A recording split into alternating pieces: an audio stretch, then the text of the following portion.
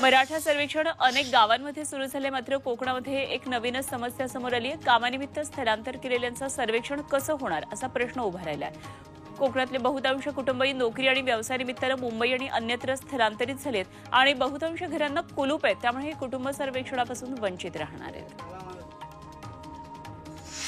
मावळ तालुक्यात मराठा सर्वेक्षणाच्या कामामध्ये अडचण येत असल्याची तक्रार प्रगणकांनी केली आहे। त्यामुळे सर्वेक्षण करण्याचा वेग कमी झाल्याचं ते म्हणाले। 500 प्रगणक, 35 पर्यवेक्षक आणि मास्टर ट्रेनर यांच्या मदतीनं मावळमध्ये मराठा सर्वेक्षण सुरू करण्यात आलं आहे। मनोज जरांगे पाटील मराठा बांधवांसह मुंबईकडे मराठा समाजाला आरक्षण मिळावं म्हणून उपोषणासाठी निघालेत।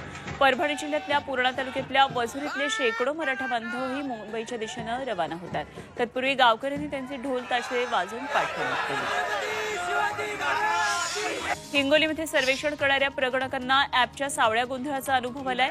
21 अमृत नोनी आर्थो प्लस, ये एक प्रूवन फॉर्मूला। इसमें मौजूद नोनी फल के गुण और आयुर्वेदिक जड़ी बूटियां शरीर को जरूरी पोषक तत्व देने के साथ साथ हड्डियों और जोड़ों के घिसने, उनमें होने वाले सूजन और दर्द को रोकने में मदद करता है। दर्द मुक्त जीवन के लिए अमृत नोनी ऑर्थो प्लस। कुटुंबांचं सर्वेक्षण पूर्ण केल्यानंतर ऍपवर 61 कुटुंबांचं सर्वेक्षण झाल्याचं दिसतंय।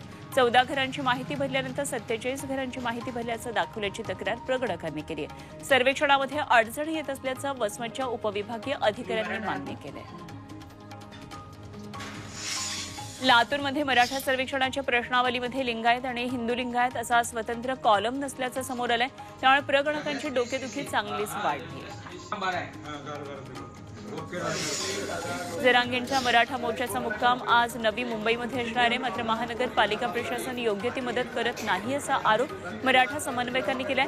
पार्किंगसाठी एपीएमसी मार्केट, नेरूळ, सीबीडी, वाशीतली मैदानं आणि पाम बीच मार्गाचा वापर करण्यात येणार आहे, मात्र यासाठी महापालिकेचं सहकार्य मिळत नसल्याचा आरोप केला जातो।